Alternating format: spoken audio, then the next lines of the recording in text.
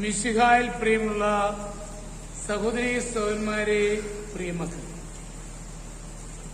ഈ ദിവസം മർക്കോസ് അറിയിച്ച നമ്മുടെ കർത്താവ് യേശുമിശിഹായുടെ പരിശുദ്ധ സുവിശേഷം 4-ാം അധ്യായം 8-ാമത്തെ വാക്യം, Saint Mark's gospel chapter 4 verse 8.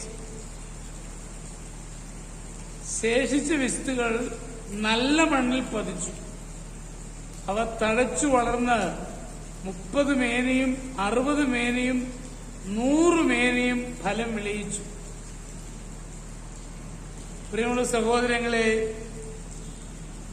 വിത്തുകളുടെ ഉപമയിലൂടെ കർത്താവ് അവതരിപ്പിക്കുന്നത് നല്ല നിലത്ത് വീണ വിത്ത് ധാരാളം ഫലം പുറപ്പെടുവിച്ചു. ഇതുപോലെ തന്നെ കുടുംബങ്ങളിൽ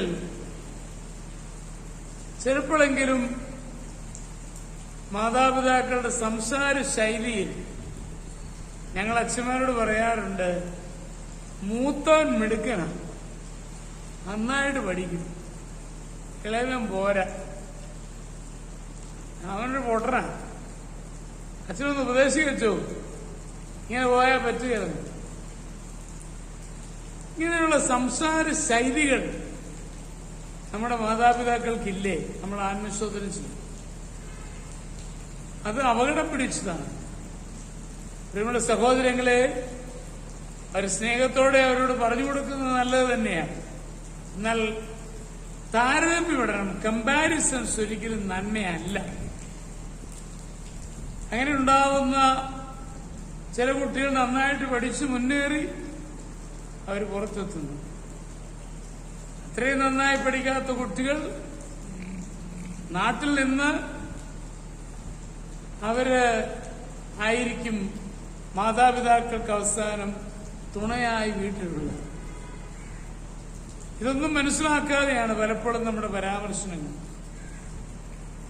അപ്പോൾ ഞാൻ പറയുന്നത്, ദൈവത്തിന്റെ പദ്ധതിയിൽ അവർ വളരട്ടെ, വ്യക്തിപരമായ ഉപദേശങ്ങൾ കൊടുക്കാം. ഒരിക്കലും കമ്പാരിസൺസ്, താരതമ്യ പഠനം മക്കൾ തമ്മിൽ നടത്തുന്നത് ഒരിക്കലും നന്മയല്ല. കാരണം അവരുടെ മക്കളുടെ മനസ്സിനെ തളർത്തിക്കളയുന്നതാണ്.